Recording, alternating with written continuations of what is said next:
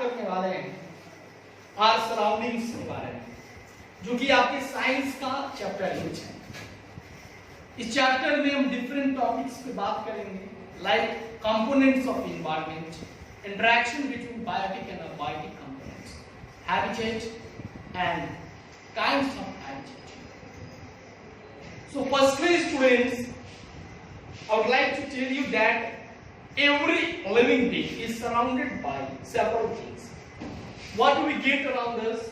We get several trees, several plants, roads, buildings, houses, schools, ponds, lakes, etc. We can see them all, we can see some of them, but we see, okay? So, the environment broadly has two components. The environment broadly has two components. One is biotic and another is abiotic. One is abiotic and another is biotic. Biotic means living things. The living components of the environment is referred as biotic. The living components of the environment are referred as biotic components of the environment, and the non-living things, the non-living components of the environment are referred as abiotic components. And what do we study under them? If we talk about abiotic component, we mainly see air, water, light, soil, and temperature, etc. If you talk about biotic components, we mainly see two things: plants and animals. And under animals, we see two things: animals and humans. We are also animals, but we are social animals. You know, it is always said that in Hindi, मनुष्य एक सामाजिक प्राणी है. You understand? So this line refers that we all are animal, but we are social animals because we use our brain and we are civilized. We are very different from animals like cats, dogs, tigers, lions, camels, etc. Because they are not civilized. We are civilized because we wear clothes. We have a different and separate style of living. We have mind. We think, we can speak. We are the supreme animals on the earth. Okay? So students, recently I just told you about the environment and the components around it. It means there are two basic components of environment.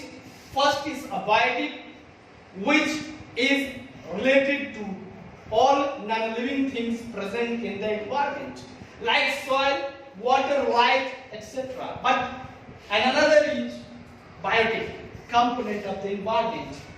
There are mainly two types: plants and animals. So students, now we'll talk about the interaction between biotic and abiotic components. How biotic and abiotic components are interdependent on each other. So the abiotic components supply nutrients to plants. You know very well. What do we get in abiotic components? Minerals and water. Look, I'm just going to draw the picture of a plant very roughly, because my drawing is not so good. You know very well. Okay, this is a plant. Okay, and these are the roots. This is a green plant. Students, this is a green plant. Think this is a mango tree. Okay, it has roots, and roots are inside, deep in the earth. So this is a plant. This is the shoot system, and this one is root system. You know very well because you have already studied about these things in 3rd standard, and you have been reading for many years about two basic parts of plant: shoot system and root system. And you know there is a process called photosynthesis. Photosynthesis, okay? In this process, all green plants prepare their own food, okay? And this process requires CO2 in a good amount, sunlight through chlorophyll, CO2 through stomata, okay? And water as well as minerals. If you talk about water and minerals, the plants, green plants, obtain water as well as mineral using their roots through the soil. And you know soil is an abiotic component of the environment. Water is an abiotic component of the environment. So this is how plants are biotic components of the environment, but they are totally dependable on the biotic component.